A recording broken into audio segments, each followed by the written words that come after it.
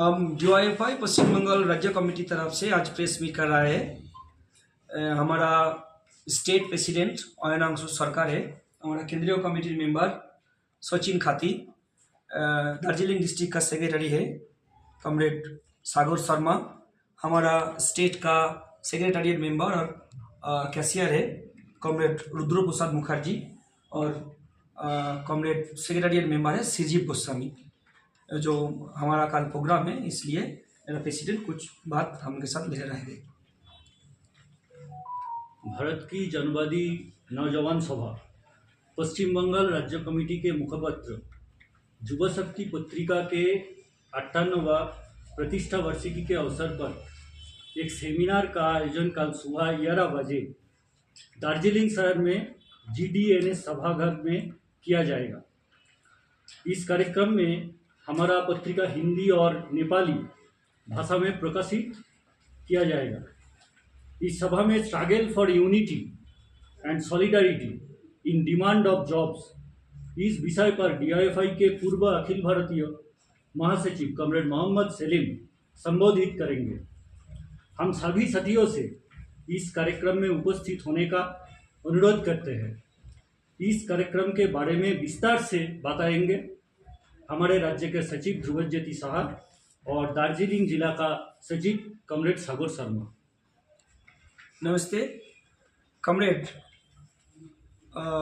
आगामी काल 31 जुलाई बृहस्पतिवार भारत की जनवादी नौजवान सभा DYFI पश्चिम बंगाल राज्य कमेटी की ओर से युवा शक्ति की 8वां प्रतिष्ठा दिवस के उपलक्ष्य में दार्जिलिंग GDNS लाइब्रेरी हॉल में एक सेमिनार का आयोजन कर रहा है।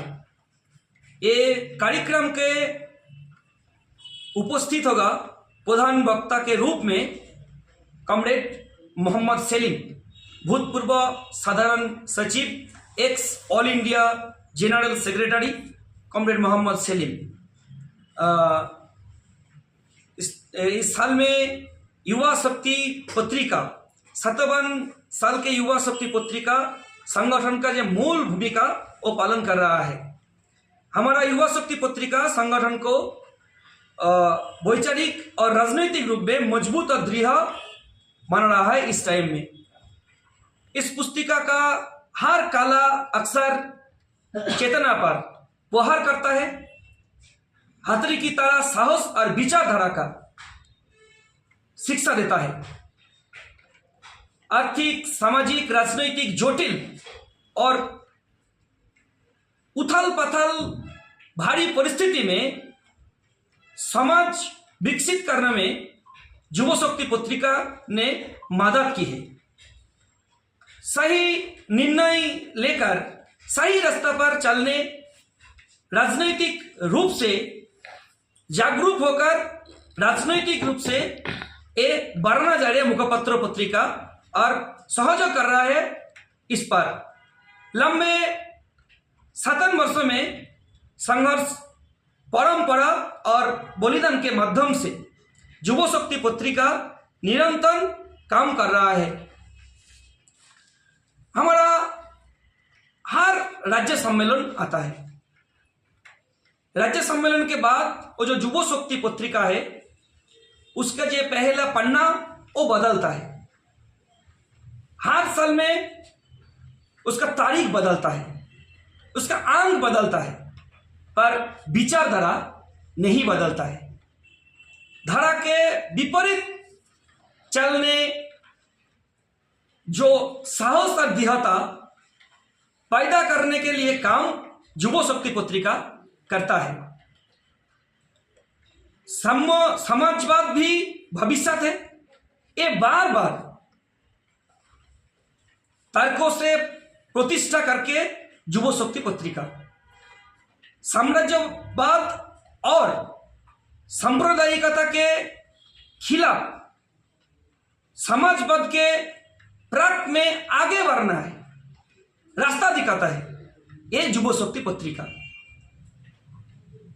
समाजवादी भविष्य है और ये भविष्य हमारा है।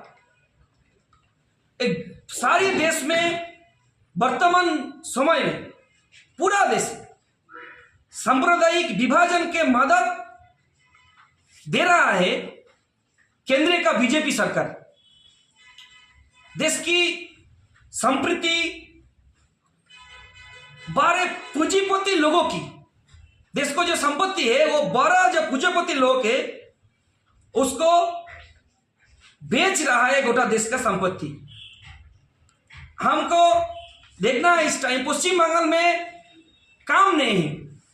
क्यों काम नहीं है जिसका कारण बंगाल का युवा काम के तलाश में दूसरे राज्य पे जा रहा है और दूसरे राज्य पे जाकर बीजेपी शासित जो सरकार है वहीं पर हमारे राज्य का जो श्रमिक है उसके ऊपर अत्याचार हो रहा है। इस टाइम सब स्तर के लोगों को एकजुट करना होगा, ये परिस्थिति बदलना होगा। डीवाईएफआई का सब लोगों के हमारा निवेदन है, आप कल की सेमिनार में उपस्थित होकर ये कार्यक्रम को सफल बनाएं। कल हमारा जो युवा शक्ति पत्रिका का प्रतिष्ठा दिवस है, उस प्रतिष्ठा दिवस में कल मुलाकात होगी युवा 11 बजे GDNS लाइब्रेरी हॉल में।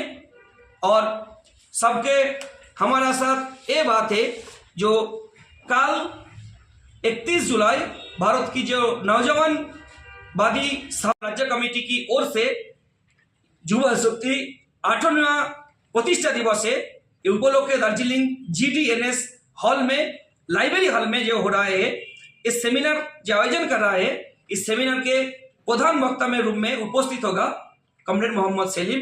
तो सब लोग का हमरे ये बात है कि कल मुलाकात होगी 11 बजे GDNS हॉल और लाइब्रेरी में। धन्यवाद। तो दार्जिलिंग जिला का सेक्रेटरी है, वो कुछ बात बोलना चाहते हैं।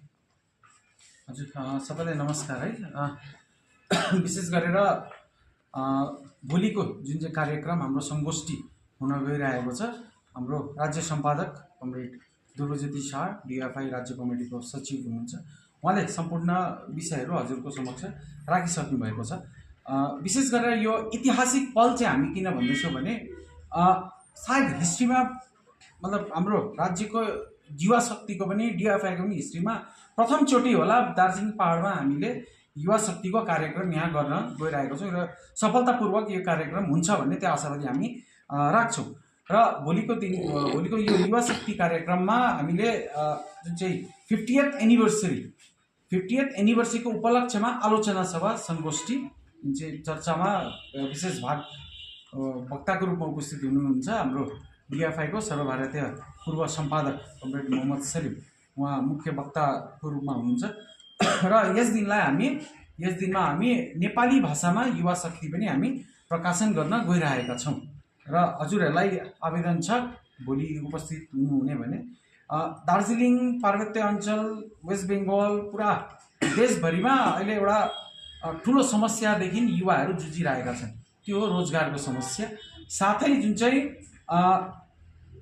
मेरुकरण गर्ने कोसिस भइरहेको छ, युवाहरूको रोजगार छैन, 100 दिनको काम छैन, त्यो चाहे राज्य होस् चाहे हाम्रो पहाड त बाहिर कहीँ होइन, जुन अवस्था राज्यमा छ बङ्गालमा त्यही एउटै अवस्था छ, यो दार्जिलिङमा पनि एउटै अवस्था छ। रोजगारको अवस्था छैन, रोजगार छैन, कहीँ पनि नयाँ कुनै सर्भिस सेक्टर नयाँ कुनै इन्डस्ट्रीहरू खोलेको छैन होइन। चिया बगानहरू बन्द भइरहेको छ, चिया बगान वेजेस राम्रो, बोनसको लागि पूजाको अगाडिसम्म हडताल बस्नुपर्छ हाम्रो श्रमिकहरूले होइन। काम छैन, अर्को राज्यमा अर्को जिल्लामा अर्को राज्यमा पलायन हुनु परिरहेको छ। र अस्तिको प्रेस मिटमा पनि हामीले यो इस्युलाई हामीले राखेको छौँ ताकि राज्य र केन्द्रको जुन चाहिँ डिपार्टमेन्टहरू छ त्यो डिपार्टमेन्टहरूमा शून्य जुन चाहिँ पदहरू छन् त्यसमा नियुक्ति गरिनुपर्छ ताकि हाम्रो युवाहरूले, हाम्रो यहाँ दार्जिलिङको युवाहरूले यहीँनेरि काम पाओस्, बाहिर कहीँ पलायन हुन नपरोस्।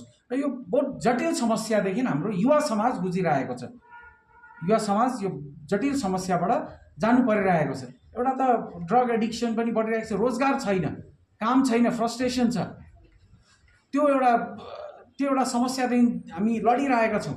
र अर्कोतिर एउटा ड्रग एडिक्सनको जुन चाहिँ समस्या पनि बढिरहेको छ, यसलाई कसरी रोकथाम गर्ने?